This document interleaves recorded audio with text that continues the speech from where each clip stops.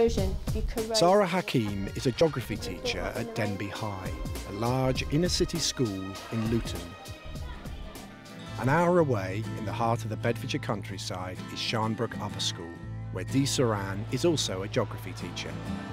If you don't get this, this is worrying. This programme gives the two women the opportunity to observe in each other's classrooms, to see how they teach their lessons differently. What will they learn from each other? And what can this teach us about the benefits of shared practice? First, Dee observes Sarah at Denby High. In this particular school, most of our intake is from pupils from a Pakistani and Bangladeshi background. So what that actually means is that sometimes they don't actually have the literacy or English skills to be able to tap into text or to be able to actually access a lot of written work. So one of the main difficulties is to make sure that actually pupils are able to understand that particular vocabulary and to relay that across to them. Hi there, pleased to meet you. Would you like to come in? Now the first thing I want you to do is we're going to show you a couple of pictures of a case study that I've picked. I'm not going to tell you the location of this case study, but I want you to have a look at these photographs, have a look at them very carefully and think about what they're showing. Think about the impacts of this particular earthquake. Okay, this photograph shows a huge, quite a powerful picture here. What do we mean by huge social impacts? When we talk about social impacts, what are we talking about? Community gets something like an accident that happens which tears them apart. Fantastic, good. So social impacts are all to do with people, factors that affect people's lives. Where do you think these photographs have actually been taken? Is it where Pakistan, like? Well done. Yeah, good, fantastic. It was taken in the Pakistan earthquake that occurred recently. Can I ask you all to have a look at your case study wheel? It is a circle that's been divided into different sections, and each section is a bit like a slice of pizza. Now, what I want you to do is actually fill in this case study wheel, brief bullet points. But it's important that you include as many facts and figures as possible, because this is where your newspaper article comes in. Can you have a look at the first paragraph, please, of your newspaper article?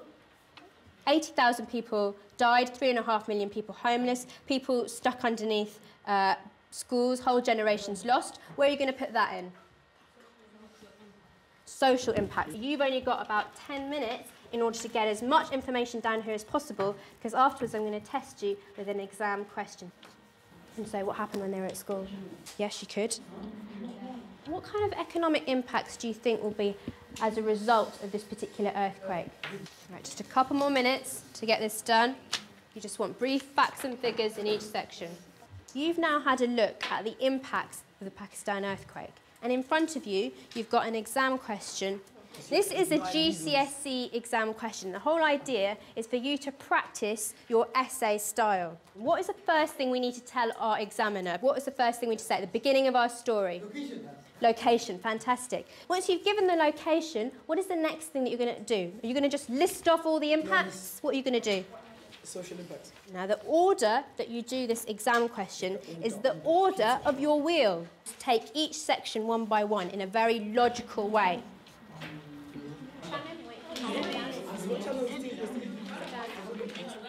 Good introduction. So what's the next bit on your wheel? Social impacts of this event were? Terrible. Were terrible, good. And then you can say 80,000 people died. Now, this is what the examiners use to mark a GCSE question. If it's a level 1 answer, then you'd probably only briefly given details about the case study, it says. It says you briefly described the impacts. You haven't really explained them. The next paragraph says, many social, environmental and economic impacts described. If you've done all of that, environmental, social, economic impacts described, and you supported it with facts and figures, then that's the kind of level 2 answer. Now, a level 3 answer. Name the case study, detail facts and figures, lots of impacts described, social, economic and environmental, supported with facts and figures. However, this time what makes it different is that your long-term impacts have been described in detail. Now, what I want you to do is to have a mark your exam question, see which one it actually fits, which of these descriptions does your answer actually fit.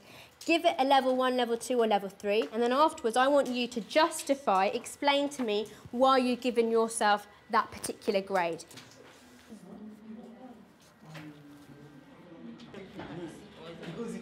all of this. Now we're going to have a go at this exam question again in another couple of weeks' time to see if your grade has actually improved. Yeah, I thought it went well. I thought the AFL activity that Zara used was very good, and I think it was good in sort of initiating their understanding about what it takes to answer a good exam question. Today it's Sarah's turn to observe at Sharnbrook.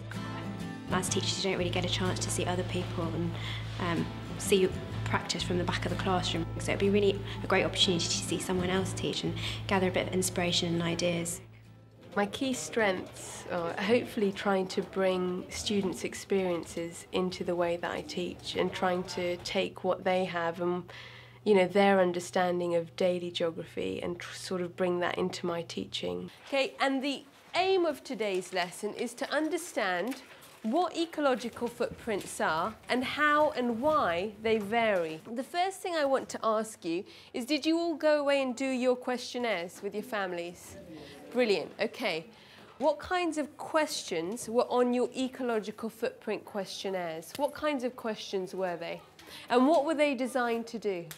To see how much we harm the environment. Good, well, harm the environment or to see what impact we had on the environment. On the board here, I've got a big red footprint with the number 35. That's the maximum score you could have got. And the lovely green, environmentally friendly footprint, which is 14. I'd like to hear some of your scores, please, okay? Peter. I got 15. Okay, you got 15, which is very close to about here. Okay, and did you ask one of your adults, or who did you ask? My mum. Okay, and? 19, not too far off. Okay, we'll put Peter's mum here. Would you say overall, the person that you asked your adult, was their footprint bigger than yours? Or was it smaller? Bigger. Would everyone agree bigger? What I want you to do is discuss with the person next to you, why is it that their footprint is bigger than your footprint? What do they do that might be different to what you do? Okay, you've got a minute just to quickly discuss that, then we're going to feed back to the rest of the class. Off you go.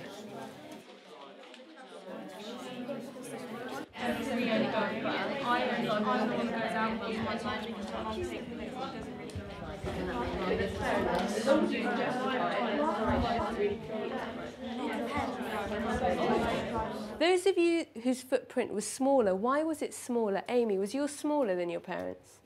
Why was that, do you think? Because my mum travels, like she does all the school runs.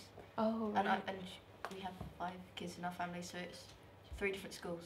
Wow. What I'm going to show you is a DVD of me somewhere during Easter holidays. I went somewhere during Easter holidays.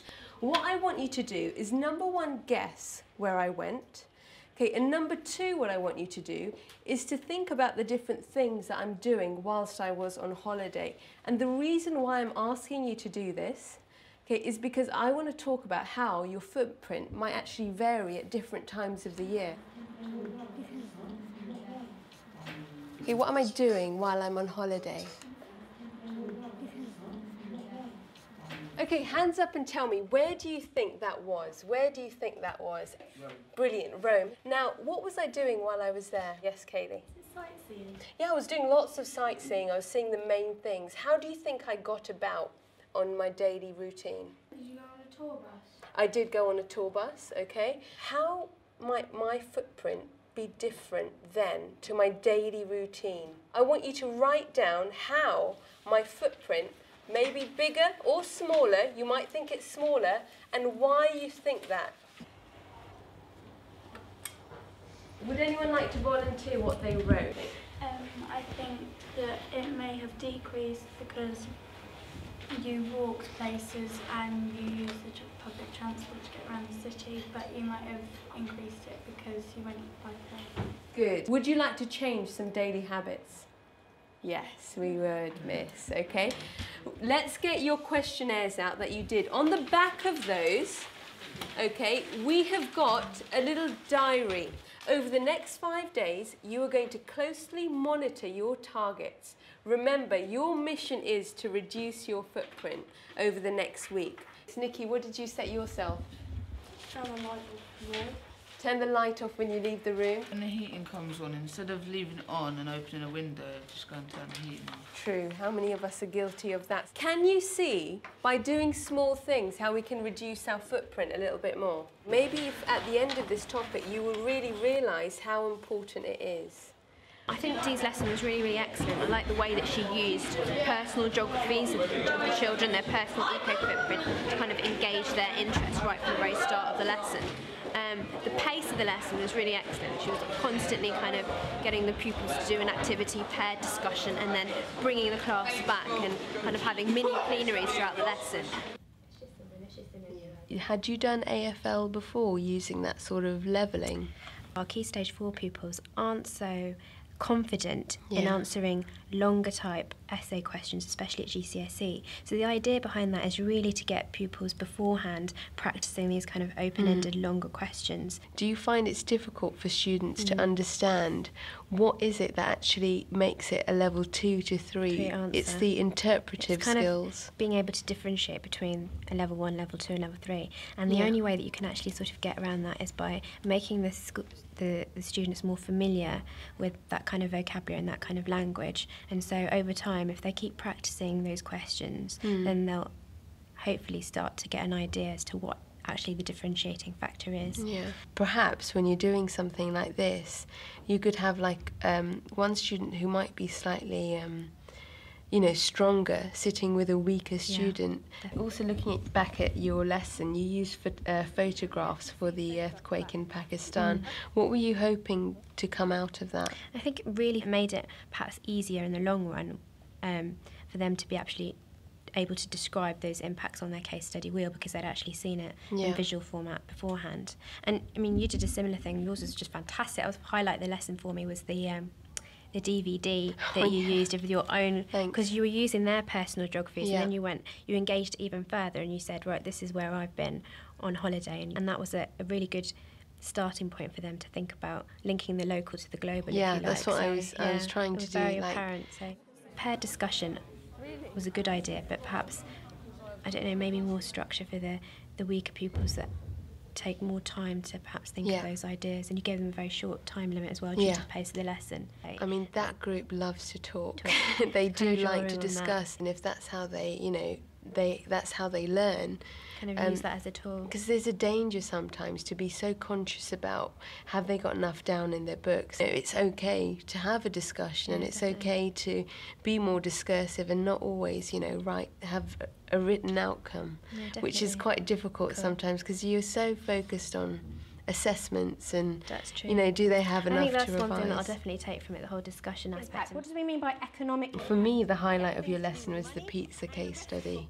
I really, really like that concept, and I like the way you were referring to as different slices.